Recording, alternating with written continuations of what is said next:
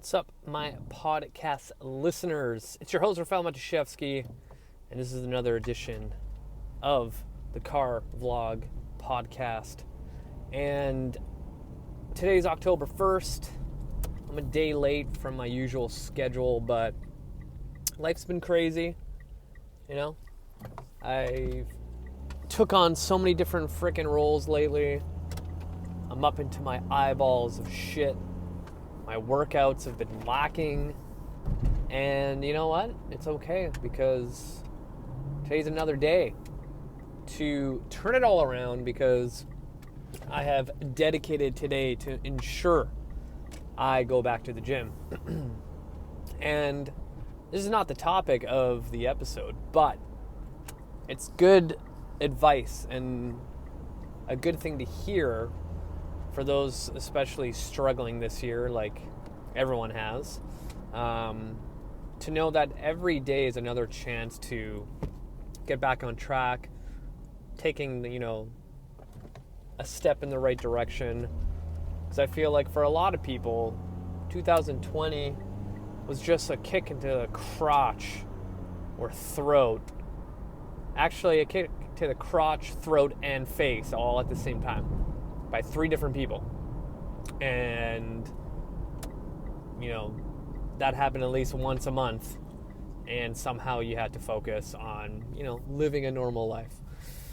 So that being said, when it comes to the fitness and health realm, know that every day you have another opportunity to turn it all around. And also you got to be, realistic with yourself, right? Audit your life, like what you're doing right now, and you'll probably realize that you're not giving yourself enough credit for what you're doing. So if you missed a couple days of working out, a week, a month, it's okay. Like, you have the ability to turn it all around. Anyway, going back to the original topic that I was going to chat about today is pelvic floor health, DRA, and just overall women's health. Because I find that every time I post something about the pelvic floor or anything related to women's health, I'll get like a handful of women going, "Oh, I've had this problem before," or I've had DRA for years, never could fix it. My only option was surgery, or, I deal with incontinence. There's certain exercises that I can't do because of it. And when I reach out and go, "Oh, have you seen a pelvic floor physio?" Everyone's like, "What the fuck is that?" So, number one, if you're new to my show, you can go back, probably 100 episodes to when I first chatted about pelvic floor health and just women's health in general. Or reach out to me and I can connect you with a lot of great people in your area that can help you deal with this issue. But for all my new people listening that are females, when it comes to training and incontinence, postnatal training and everything like that, you are all underserved in this industry, and I feel like our industry needs to do a better job. So one of the best resources out there is girlsgonestrong.com. 100% go check it out. They have a lot of free content when it comes to training for women specifically. But the big thing where I advocate is that, in my career, I'd say 98% of my clients have been moms, and figuring this out probably 5 years ago, I realized, it's probably pretty important for me to learn how to properly train a mom who's pregnant, postnatal, all that fun stuff. So the big thing that I always pick at is the pelvic floor. And a lot of times, because, after you give birth, in an ideal world, everything just goes back to where it's supposed to be. And that usually does not happen.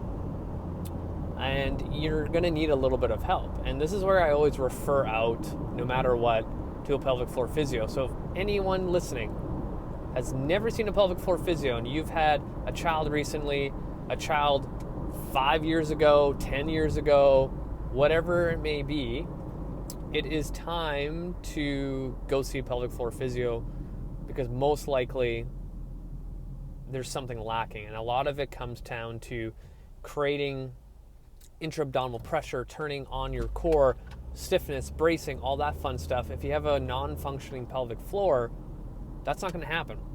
And you might already have noticed that certain lifts in the gym, you can't progress because you just can't create that tension, or you feel like you have to pee if you do a couple more reps. And those things can be fixed with a proper foundation. Just like how I spew all the time about exercise, you need a solid foundation first. So for women after giving birth especially, you need to build that foundation. And there's this huge like emphasis on moms to get back from their baby weight, and there's all these boot camps and programs to follow, and they have exercises that just fuck your shit up if you don't actually take care of it. Now, step one, go see a pelvic floor physio. And like I said, if you need to find one, I can help you. I have a huge network when it comes to that aspect of fitness and health. Number two is utilizing safe exercises for your pelvic floor to recuperate. And the biggest thing to kind of get back is almost the motor control of your pelvis. Because if you think about you going through a full pregnancy, how much your hips change, your pelvis change, and even your posture changes, being able to like find your neutral again, or learning how to pelvically tilt anteriorly and posteriorly, are all things that you need to regain. Because when you're pregnant, especially the last trimester, you can't really do those things with a big belly in front of you, right? And so you almost like turn off, I don't like using that term, but to explain it, you almost turn off certain muscles and functions of your pelvis in order to make room for your baby. So you almost have to relearn these patterns and relearn how to stabilize the pelvis. So then when you go to the gym, nothing goes wrong, in the sense that, you know, you're using your lower back for X, Y, and Z exercise, or you have such an instability in your left hip that you end up with hip pain because you decide to do a boot camp styled workout and all it has is crunches and split squat jumps and other jumping shit that makes you feel worse.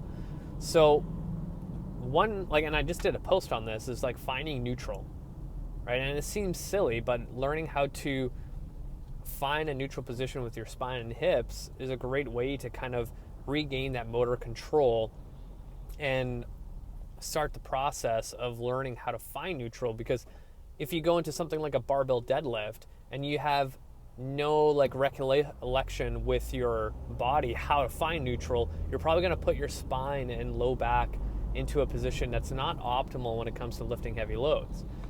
Number two is learning how to breathe with your diaphragm again. All right, so I always explain this, where if someone can breathe effectively with their diaphragm, they can create proper stability. I can't speak. Proper stability in their lumbar spine if they're going to do an exercise. But again, I would imagine when you have a child growing inside of you, it's probably not as easy to utilize your diaphragm when your kid is pushing up against it. Because if you really think about the anatomy of our body, and then you have, you know, a child pushing up on your organs and everything like that, it's a safe assumption that your diaphragm is probably not going to expand as effectively if you were not pregnant. So relearning how to diaphragmic breathe is tenfold. Like, you really, really want to focus on it. But not only just pushing out your belly in front, but also being able to contract the diaphragm where you can push it out into like a 360 degree cylinder. And I've used this analogy so many times that proper core contraction is like a Coke can that's unopened. This cylinder effect around the Coke can with compressed air inside makes it like so rock solid that if you decide to jump on top of the Coke can, it's not going anywhere because of the compressed air, right? And a lot of times I always explain that the diaphragm is kind of that first domino piece that pushes down, that makes the entire sequence of core function work beautifully. So when the diaphragm works, then the pelvic floor kind of starts waking up again. And if you think about, our diaphragms at the top of our rib cage, the pelvic floor is at the bottom of where our pelvis is, these two kind of work together to kind of sandwich in and create, a core contraction. And a lot of times people will talk about the pelvic floor as kind of like a series of muscles that's kind of like a hammock at your pelvis, right? If the hammock has too much tension, then you're overly braced, which can happen depending on how your pregnancy goes. Because I always ask when I get a new client or working with a patient that's coming off of pregnancy, I'm like, well, how's the labor? Like, were you pushing for like 20 hours? Like, that's going to change the tone of your pelvic floor muscles. Like, it should be a little bit of slack, exactly like a hammock, but it's strong enough to support the weight that, if you decide to sit into a hammock and it doesn't collapse, right? So I think that analogy is beautifully put together, right? You want some tension, but not a lot. You want to have enough hold that if you place a load under it, it can handle it, right? So when those two things work together, then exercise becomes really, really easy in the sense that you won't have any kind of underlying issues when it comes to, a certain exercise will give me incontinence.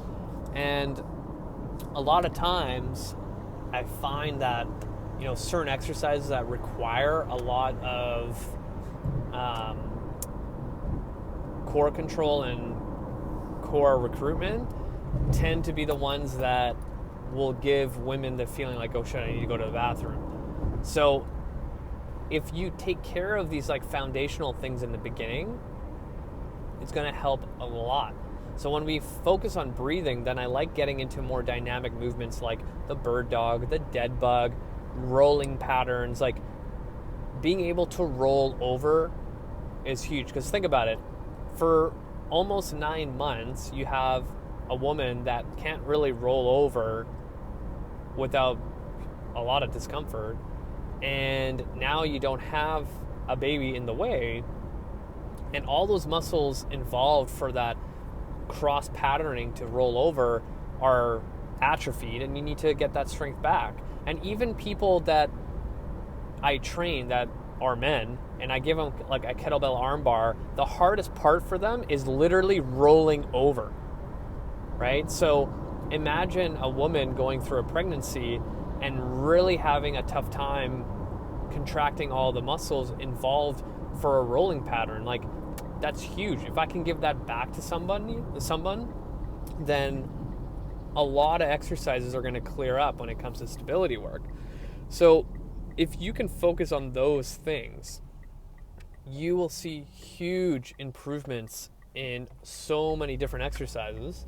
And I think it's worth to note to further research this topic, because the women especially in the States, are severely under serviced when it comes to this. So let me know if you have any questions. Feel free to reach out. I love connecting with listeners and asking what I can do to help.